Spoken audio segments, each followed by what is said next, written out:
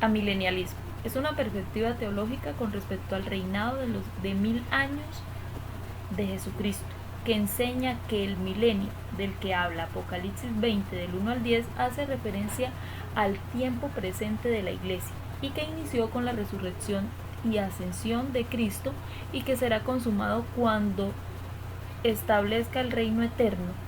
Con la venida de Cristo, el orden temporal se acaba y el orden eterno inicia, sin que se den 1000 años. Ellos toman los 1000 años como algo simbólico. ¿Dónde se origina el amilenialismo?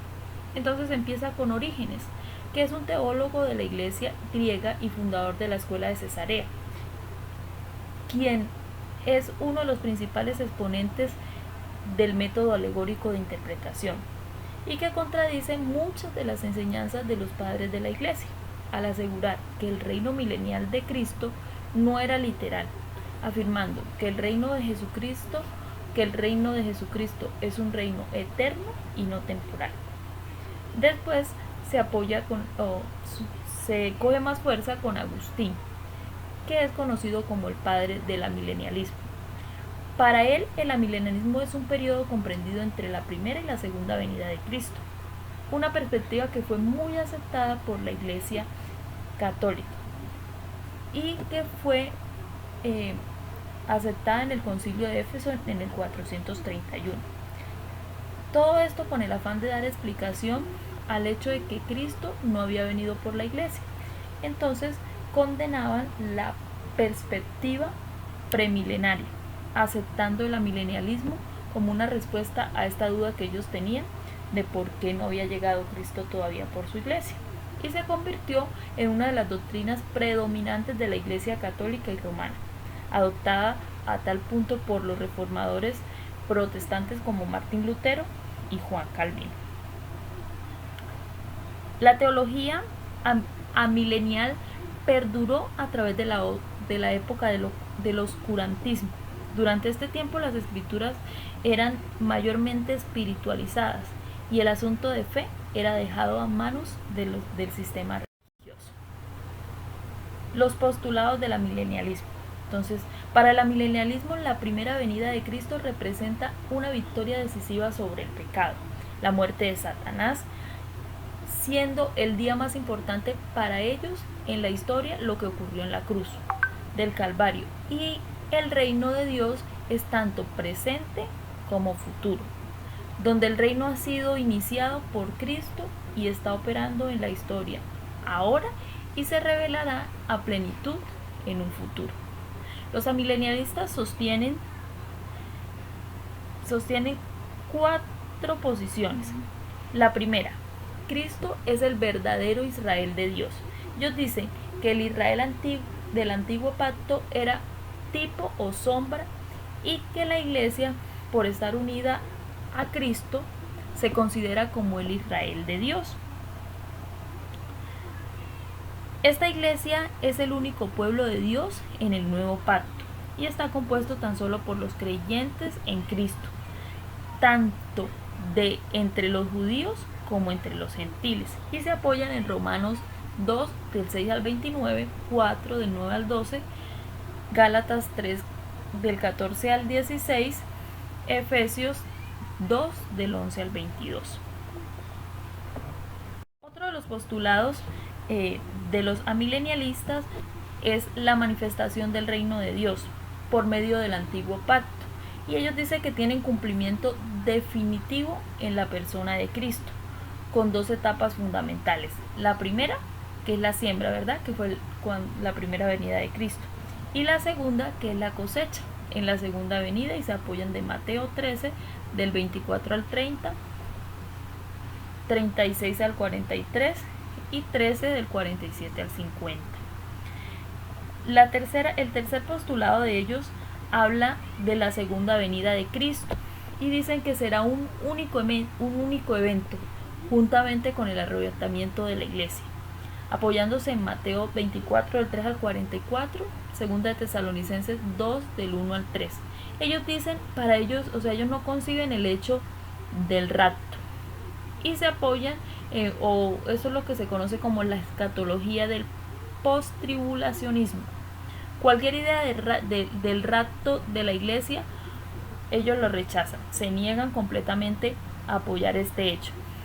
Y dicen que el arrebatamiento de la iglesia y la segunda venida de Cristo son en el amilenialismo, un mismo y único evento. El cuarto postulado que tienen los amilenialistas es que dicen que las enseñanzas de Cristo respecto al juicio final que está contemplada en Mateo 25 del 31 al 46 excluye cualquier reino intermedio entre la segunda venida y el estado eterno. Ellos rechazan completamente eso, dicen que Cristo no reinará por 1000 años en la tierra.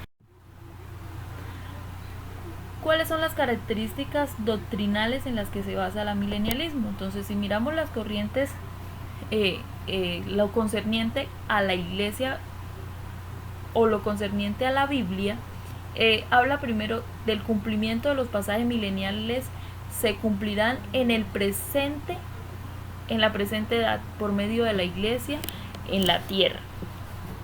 La segunda, ellos sostienen que dichos eventos se están manifestando en el cielo por medio de los santos. Entonces, esa es la primero, lo concerniente a la Biblia. Lo concerniente a los pactos.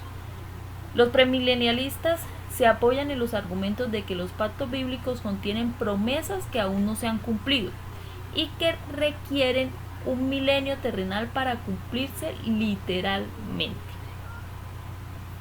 Los amilenialistas sostienen que esas promesas se cumplen espiritualmente en la iglesia, o que las promesas no han de cumplirse en alguna manera, puesto que las condiciones son demasiado altas y ellos no cumplen con ninguna de estas, o no logran llenarlas.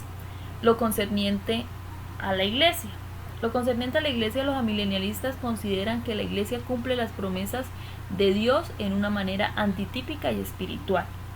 La iglesia es un reino celestial, espiritual, mientras que el milenio del premilenialista es un reino carnal y terrenal. Los amilenialistas sostienen que la iglesia cumple las promesas y el cielo nuevo y la tierra nueva, que siguen inmediatamente a la edad de la iglesia, terminarán la historia. Interpretaciones bíblicas desde la perspectiva del amilenialismo. Los amilenialistas interpretan ciertos pasajes y doctrinas claves en manera que respaldan su sistema. Entonces encontramos la primera. La primera habla de la interpretación del pacto abrahámico. Los premilenialistas señalan que la parte del pacto que no se ha cumplido ha de cumplirse literalmente, la promesa de la tierra palestina. Para ello esto tendrá que ocurrir en un milenio futuro, ya que estas promesas no se han cumplido en la historia presente o pasada de manera literal. Los amilenialistas sostienen que no se debe esperar un futuro para el cumplimiento literal. ¿Por qué no deben esperar? Primero, las promesas eran condicionales y no se llenaron las condiciones, como lo veíamos anteriormente. Segundo, ya se cumplió en los tiempos de Josué y se apoyan en Josué 21 del 43 al 45, en los tiempos de Salomón en Primera de Reyes del 4 al 21, y se están cumpliendo ahora espiritualmente o en la Jerusalén celestial. A lo que podemos concluir que la interpretación amilenialista en realidad no sabe ni cómo ni cuándo se cumplirá el pacto abrahámico, pero están seguros de que no será en el milenio futuro terrenal. Segunda, la interpretación de Efesios 3 del 1 al 13. Ellos interpretan Efesios 3 del 1 al 13 diciendo que la iglesia es Cristo futuro, o que en Cristo se cumplen aquellas promesas dadas en el antiguo pacto. Tercero, la interpretación de las semanas de Daniel. Los amilenialistas tienen características comunes en interpretación de Daniel 9 del 24 al 27. Estas incluyen, entonces, las 70 semanas de Daniel fueron en el año 536 a.C., en los tiempos de Ciro, y no como dicen que fue en el 445 cuando reinaba Artajerjes. Segundo, la semana centuagésima es toda la edad de la iglesia, no un futuro periódico de 7 años de tribulación. Estas interpretaciones surgen como el resultado de no practicar consecuentemente la interpretación literal. Ahora miremos los argumentos a favor del amilenialismo. Entonces encontramos primero, como lo decía anteriormente, que ellos se apoyan de Romanos 2 del 26, de Gálatas 3:14 y de Efesios 2 del 11 al 22, donde dicen que Cristo es el verdadero Israel de Dios, de lo cual el antiguo Israel, el antiguo pacto, era tipo o sombra. Y como la iglesia está unida a Cristo, la iglesia también es considerada como el nuevo Israel de Dios. Esta iglesia es el único pueblo de Dios en un nuevo pacto y está compuesto tan solo de creyentes cristianos, tanto entre judíos como entre gentiles. La segunda venida de Cristo será el único evento conjuntamente con el arrebatamiento de la iglesia, y ahí están los pasajes de donde se apoya. La tercera habla de las manifestaciones del reino de Dios por medio del antiguo pacto, hallando su cumplimiento definitivo en la persona de Cristo. Y se apoyan de Mateo 13, del 24 al 30, Mateo 36, 43, Mateo 13, del 47 al 50. La cuarta dice que los autores del Nuevo Testamento interpretan muchas profecías del Antiguo Testamento acerca de los postreros días, como cumplidas plenamente en Cristo o en la iglesia, ya sea en la primera venida, en la segunda o en ambas venidas, presentadas como un solo evento.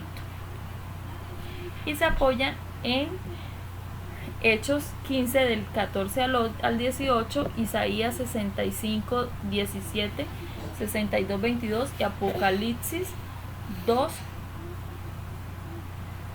21, 1.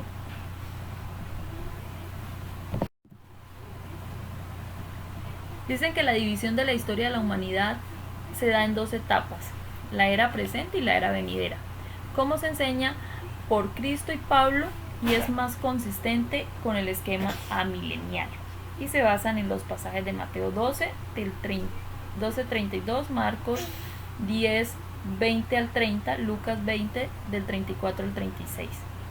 La sexta nos habla de la división de la historia de la humanidad en tres etapas, enseñadas en segunda de Pedro 3, del 3 al 13, y está también más consistente con el esquema amilenial. Séptimo, la enseñanza de Cristo respecto al juicio final en Mateo 25, 31 al 46, y excluye el reino terrenal intermedio entre la segunda venida y el estado eterno.